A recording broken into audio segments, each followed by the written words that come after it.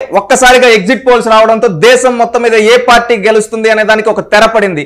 దీంట్లో ఎంతో ప్రతిష్టాత్మకమైన సంస్థ pioneer pole strategies private limited వాళ్ళు ఈ రోజు ఒక ఆంధ్రప్రదేశ్కి సంబంధించి లోక్సభ అసెంబ్లీకి సంబంధించి ఎగ్జిట్ పోల్ ఇవ్వడం జరిగింది. ఆ ఎగ్జిట్ పోల్లో ఏ పార్టీకి అనుకూలంగా ఇచ్చారో మనం ఒక్కసారి చూద్దాం.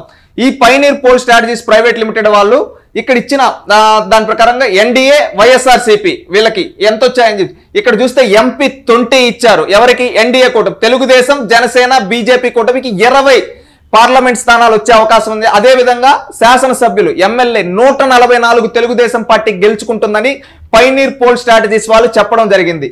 అదే విధంగా వైఎస్ఆర్సీపీ పార్టీ కేవలం 5 మంది ఎంపీలకు మాత్రమే పరిమితమైంది.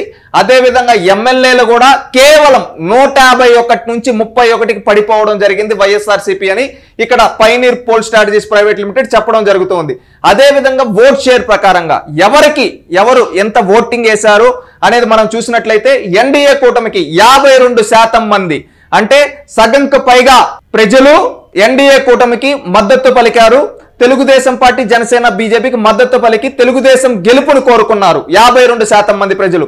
అదే విధంగా వైఎస్ఆర్సీపీ పార్టీకి 41% మంది, ఇండియా కూటమి కాంగ్రెస్ పార్టీ అదే విధంగా కమ్యూనిస్టులకి కేవలం 4%, అదే విధంగా అదర్స్ కి 3% ఇవ్వడం జరిగింది పైనీర్ పోల్ స్ట్రాటజీస్ లిమిటెడ్. అంటే ఇక్కడ చూస్తే మనం ఈ pioneer pole strategies private limited ప్రకారంగా తెలుగుదేశం పార్టీ కూటమి ఆంధ్రప్రదేశ్ లో అధికారంలోకి రావడానికి 100% కన్ఫామ్ అయినట్టుగా తెలుస్తూ ఉంది. అది కూడా భారీ మెజారిటీతో.